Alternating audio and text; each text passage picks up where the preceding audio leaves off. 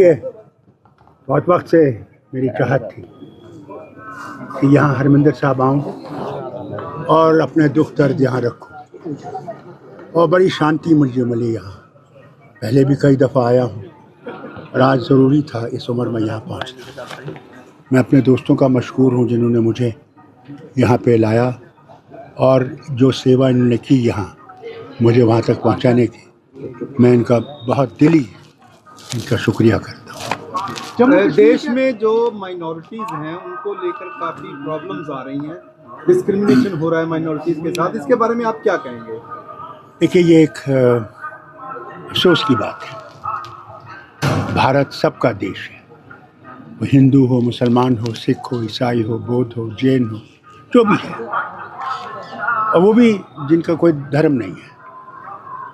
ये जो आग लगी है, ये एक सियासी आग लगी है, वोट जीतने की, और मैं अफसोस करता हूँ कि ये होना नहीं चाहिए। भारत बचेगा जब हम सब इकट्ठे रहेंगे। भारत को अगर कोई भी आपत्ति आएगी तो सब इकट्ठे उसका लड़ेंगे। पहले भी हुआ है, आज भी होगा। सर, J&K को लेकर हमेशा सेपरेट नेशन या यूनाइट इंडिया के लेकर इसको लेकर सवाल उठते रहे, इसको बारे में आप क्या कह रहे हैं? क्या कहते हैं जय के बारे में? क्या J&K को अलग से स्टेट माना जाता है या बोला जाता है, और इंडिया को अलग से तो कहाँ स्टेट है?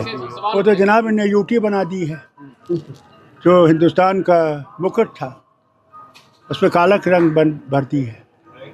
हम उम्मीद करते हैं जो वादा प्रधानमंत्री ने, गृह मंत्री ने और सुप्रीम कोर्ट ने किया है कि हमारे स्टेट हुड जल्दी वापस आ जाएगा, हम उम्मीद करते हैं कि वो स्टेट हुड आ जाएगा। 370 जो हटाएगी उसके बाद हालात कैसे बने वहाँ? वो आपको वहाँ आना चाहिए और देखना चाहिए। सर, एक बात आपको, अनंतपुर साहब मते को लेकर के अकाली दल ने एक लंबा एजिटेशन लड़ा है जिसमें उन्होंने कहा था कि स्टेट्स को बहुत सारे राइट्स होने चाहिए।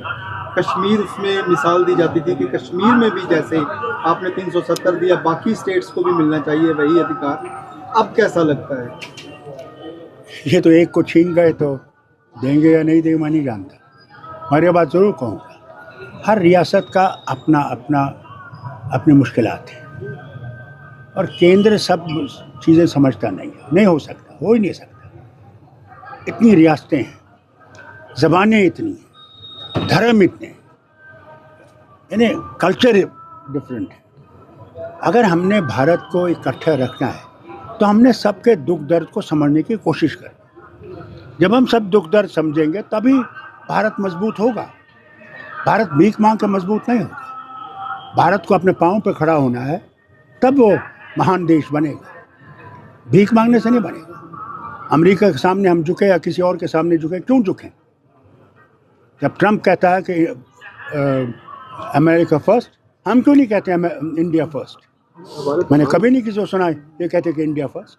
प्रधानमंत्री तो ये देश तो हमारा है और हमने इस देश में कुर्बानियाँ दी और आगे भी देंगे इस देश को बचाने के लिए। यूएस एड जो 2.1 मिलियन का जो ट्रम्प साहब का जो उन्होंने कहा कि अभी पता ही नहीं चल रहा है वो गया कहाँ है, उसकी अकाउंटेबिलिटी नहीं समझ आ रही, उसको कैसे देखते हैं आप? जो हमारे शहरियों को वापस भेजे, भेड़ियाँ पहना के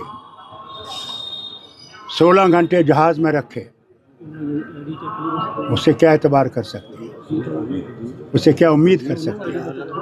ट्रम्प कहता है जो फंड देते हैं इंडिया को उसका पता नहीं लगता कि कहाँ चला जाता है फंड। पहले तो ये बताए ना, कब दिया, कितना दिया, किसको दिया, ये तो बताते नहीं है, वो तो हवा में कहते हैं। अभी उन्होंने बयान दिया कि साहब हमने इतने $मिलियन भेजे हैं वहाँ इलेक्शन के लिए, किसको दिए, किस वजह से दिए, कहाँ गया वो, उसका हिसाब दें।